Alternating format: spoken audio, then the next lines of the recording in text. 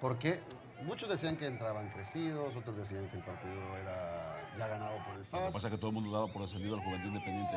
Y todo el mundo pensaba que FAS, desde luego, es mejor futbolísticamente hablando que Juventud Independiente. Este cuadro de San Juan Opico, sin sus estrellas, porque tiene un hospital y tiene castigado, le puso tanta gana al partido que FAS realmente en el segundo tiempo fue borrado. Sí. Totalmente borrado del campo. Es decir, un equipo que con eso recuperó la moral y va crecido. Es decir, Juventud Independiente, ojo, que es el último rival de Alianza. Va a llegar complicado al cierre del campeonato. Pero ¿qué le pasa a FAS, profesor?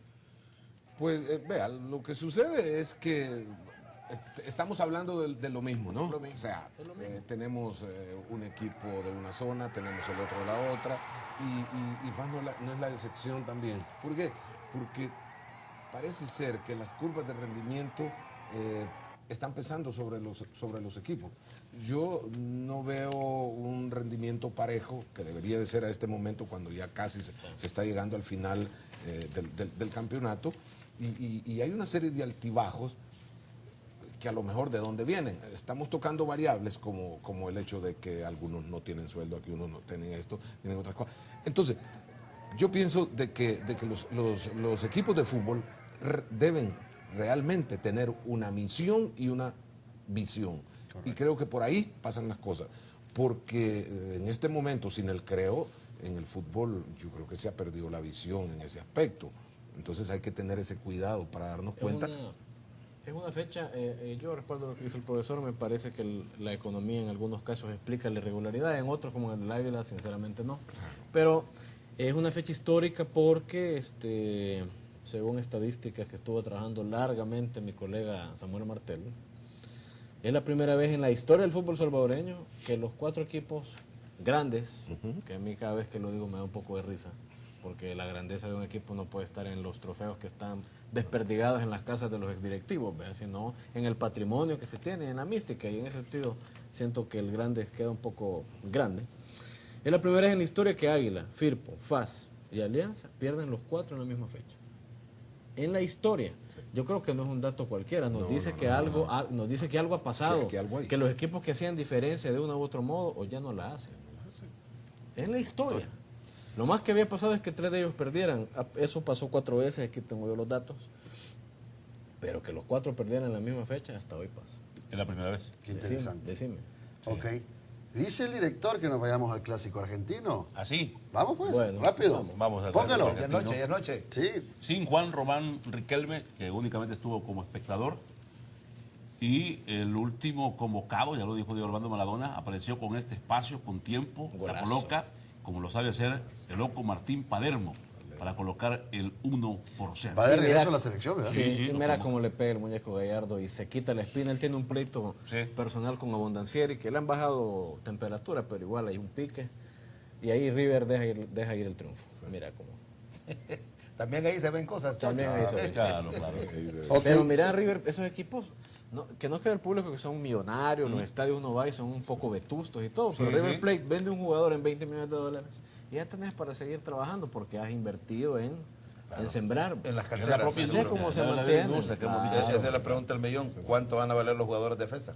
Eso, ahí va yo. Debe valer bastante también. Y tenía otra, profesor, pero se la voy a hacer después de la pausa, porque si no se nos enoja nuestro director. Así que permítanos. Corta la luz. Y ya regresamos con más de Solo Fútbol.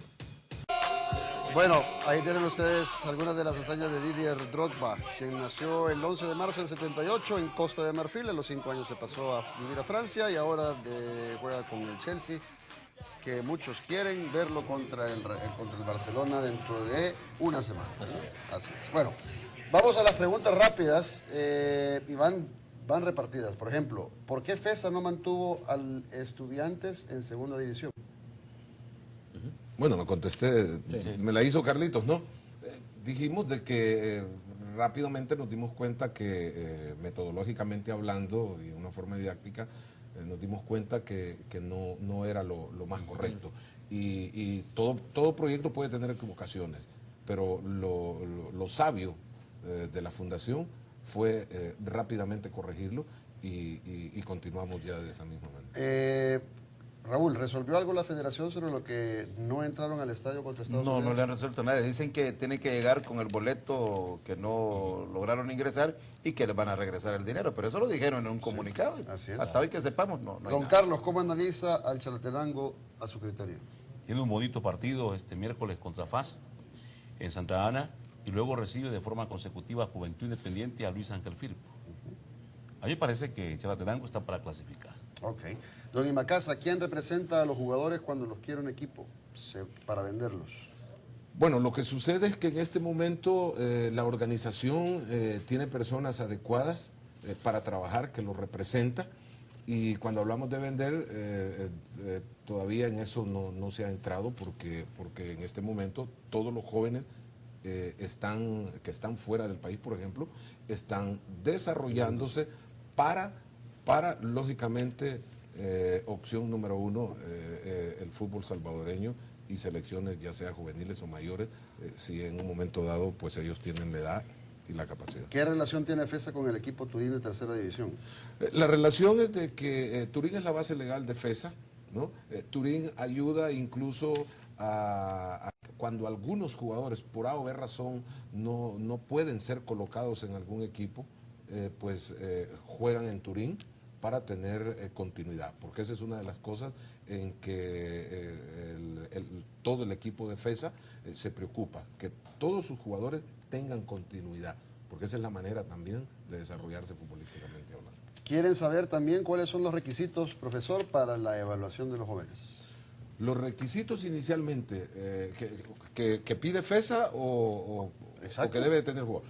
Bueno, nosotros lo primero que tuvimos desde el inicio es ver habilidades técnicas, ver cómo el joven reaccionaba en el momento de tener o no tener el balón.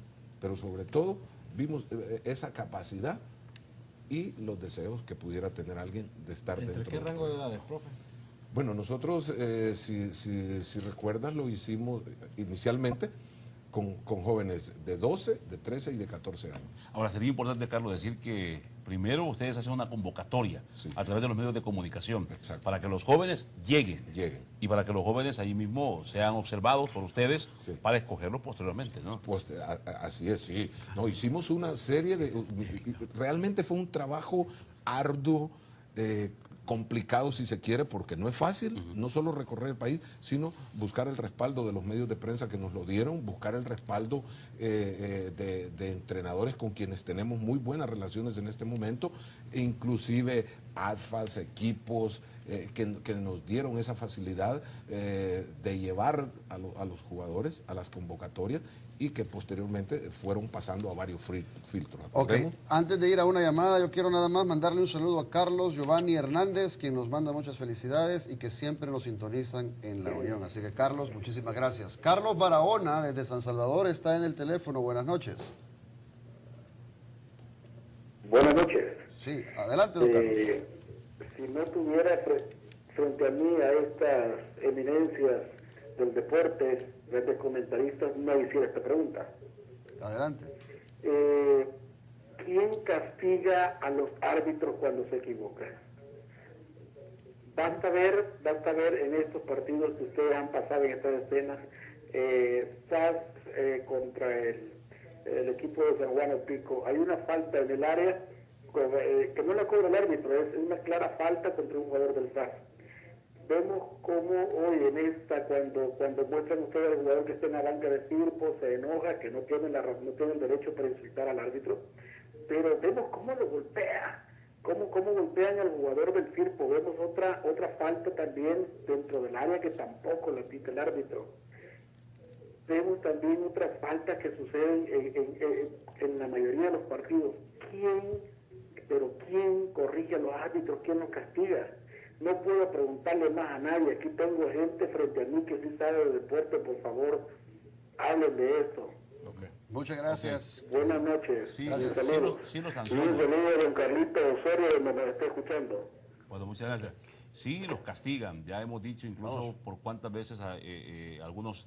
Ahí está la acción a la que hacía referencia el señor Barahona. Sí, la comisión Nacional de Árbitros se reúne todos los lunes y jueves, hay autocrítica y con base a los informes de los visores e instructores se aplican sanciones a los árbitros. Lastimosamente son sanciones que también les afectan muchísimo a ellos, porque aquí los árbitros ganan únicamente si pitan, si no pitan no ganan absolutamente nada. Y por eso deberían de cuidar mejor el trabajo y hacer bien las cosas. Y hacer Están públicas las obligados. sanciones para que tampoco Claro. quede esa sensación de Impunidad.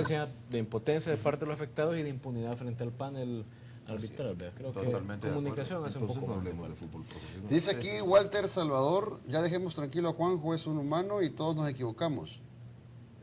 Yo sé que se equivocó mucho en el juego contra los gringos y todos nos molestamos, pero recuerda que gracias a él y a Anaya con el milagro del gol estamos en la hexagonal, ¿ok? Pero no lo criticamos el día No, de al hoy, es contrario. más, le dijimos Es más, que Cristian era- dijo que era bien- muy interesante lo que hizo Claro. el día de hoy. No, Cristian dijo también, bueno, hay que dejarlo en paz, ¿no? Exactamente. Víctor Lemos, Ciudad Merliot. Adelante, don Víctor, buenas noches.